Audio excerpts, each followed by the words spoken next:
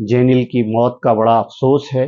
हालांकि किसी की भी मौत नहीं होनी चाहिए। दो बुजुर्ग दंपति और एक जवान लड़की की इस घटना में मौत हो गई। दोस्तों, ये घटना मुंबई की है, दुखद भी है, चिंताजनक भी है, दर्दनाक भी है। ये घटना मुंबई के ग्रांट रोड स्थित एक बिल्डिंग है जिसका नाम पार्वती मेंशन है। पार्वती मेंशन में रहने वाले एक 54 साल के चेतन गाला ने अपने ही पड़ोसी पे ताबड़तोड़ चाकू से हमला करके कई को घायल कर दिया और इसी दौरान 3 मौत हो गई।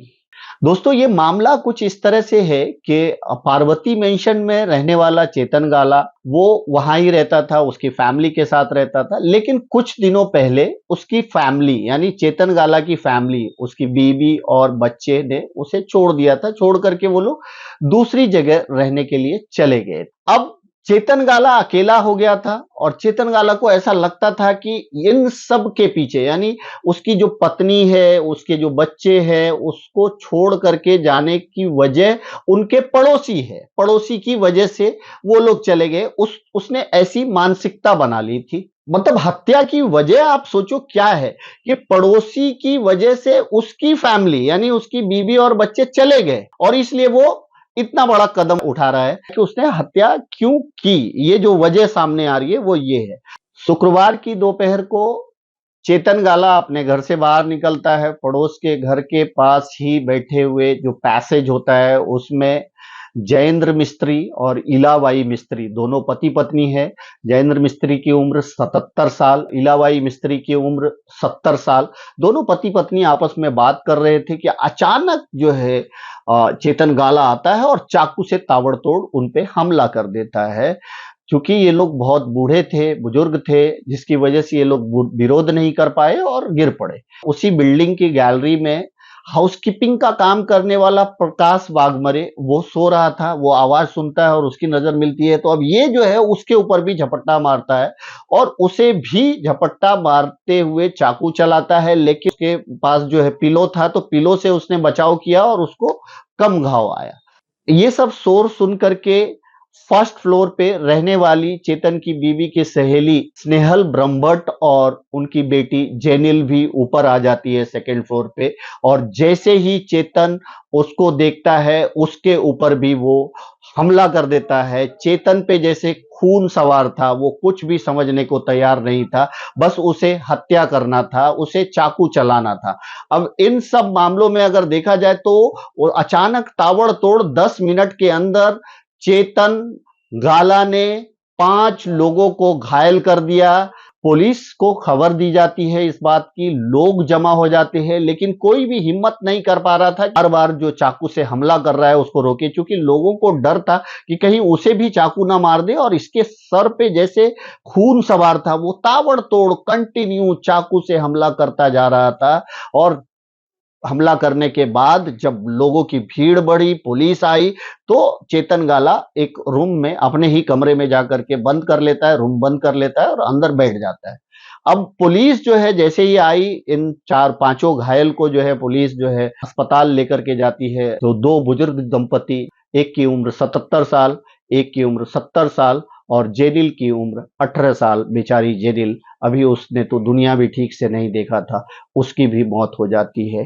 अगर जेनिल की मां स्नेहल ब्रह्मभट्ट की बात करें तो वो अभी क्रिटिकल कंडीशन में है। प्रकाश वाघमरे को बहुत ज्यादा चोट नहीं लगे है।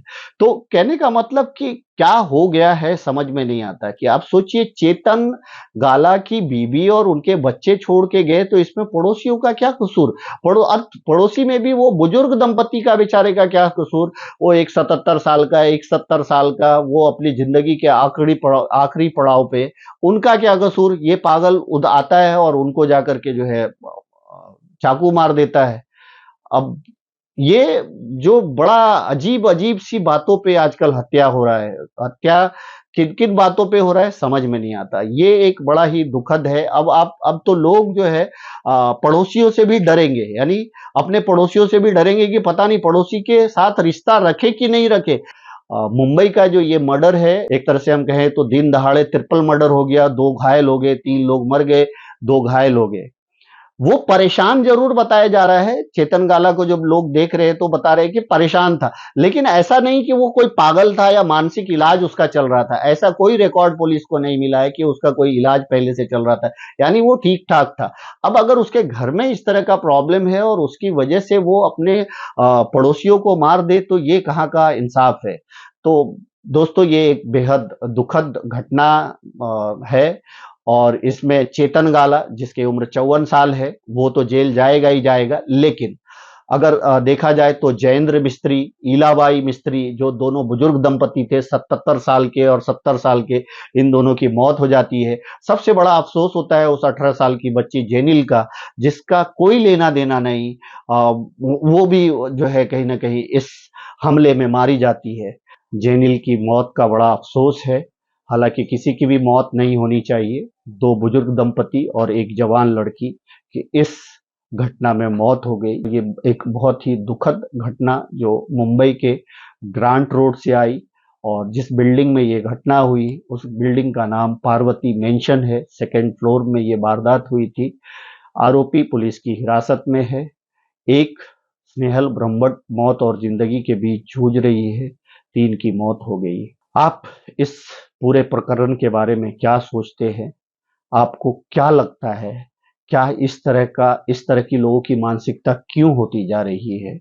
अगर हो सके तो अपनी राय कमेंट के माध्यम से जरूर दें। अंत में इतना ही कहूंगा, आप सब अपना ख्याल रखें, एक दूसरे को दुआओं में याद रखें। Thank you so much.